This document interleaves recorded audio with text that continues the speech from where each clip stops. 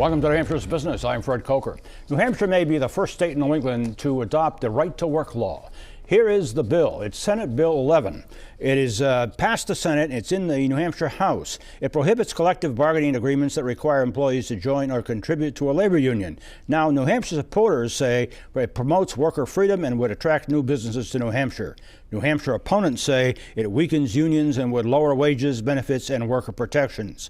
Now, here's a picture of unions in New Hampshire. 62,325 belong, 9.7% of all working New Hampshire residents. With me to talk about this is our economist here for New Hampshire's Business, Russ Thibeault, President of Applied Economic Research. Welcome. Good to be here. Nice to have you back. Thank you. You've taken a look at right to work nationally. What did you come up with? Well, it's really not a clear picture, Fred. There are states that are growing fast that are right-to-work states, and there are states that are growing fast that are not right-to-work states. If you look at here in New Hampshire, as you pointed out, 9.7%, 1 out of 10 roughly, workers are in a union. Yep. I think it would probably be symbolic to be the first state in the Northeast to be a right-to-work state. Maybe not substantive, Right. with only 10% of our workers. Let's go to a map of the United States, and here are, look at the states. The states in blue are right-to-work states. That shows you that's 27 states here in this country. We would be the 28th, most likely. So, what, half the country, just about half the country is right to work, but it seems to be on the increase. It is. Michigan adopted it in 2015, and the main impact probably is that union membership does decline in states that adopt or have right-to-work laws. If you look among industries, manufacturing tends to have a higher than average proportion of workers that are unionized. Construction does, but the big sector of the economy that is unionized is government workers. What happens to employment generally? Generally, in Michigan, union membership went down, but employment hasn't grown after adopting right to work. There are just so many variables that affect how fast the state grows. Right. Things like labor availability, wage rates. South Carolina is a right to work state and is growing very fast.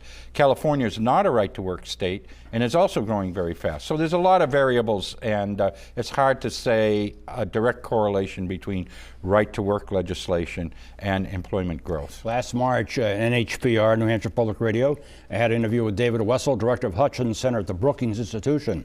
And they asked him the question, have income and job growth increased more quickly in right-to-work states since World War II? Well, he didn't go back that far, but he went back 24 months in March 2015, and he said that employment grew by 4.6% in states with right to work and 3.7% in states without those. But he said, you can't just point to that one law for those numbers. There are other factors like shifts in population, shifts in employment, differences in prices, and so forth. Absolutely. I mean, states that have a lot of manufacturing and construction employment are likely to have high union membership, and a right-to-work legislation is more common in the middle states, the Rust Belt states, that are traditional manufacturing states, and at one time unions were important. In New Hampshire here, going back to 1960, about a quarter of our workforce was unionized. In the 60s? In the 1960. And now it's about a tenth. So union membership has dropped across the board here in New Hampshire. Right. Let's go to another map, and a graph actually this time. This is union membership in the United States between 1930 and 2010, and you can see the trend. Russ, you brought me this. It's down. Yeah, very much so. And I think that part of it's that manufacturing employment has declined. I think young people are a little less union oriented than older workers. So it reflects a shift in the economy. And I think that as the United States has had to compete on the world front, workers have kind of lost some of their bargaining power, whether they're in unions or not in unions. Russ Thibeault, President of Applied Economic Research. Thanks. Good to be here, Fred. Thank you.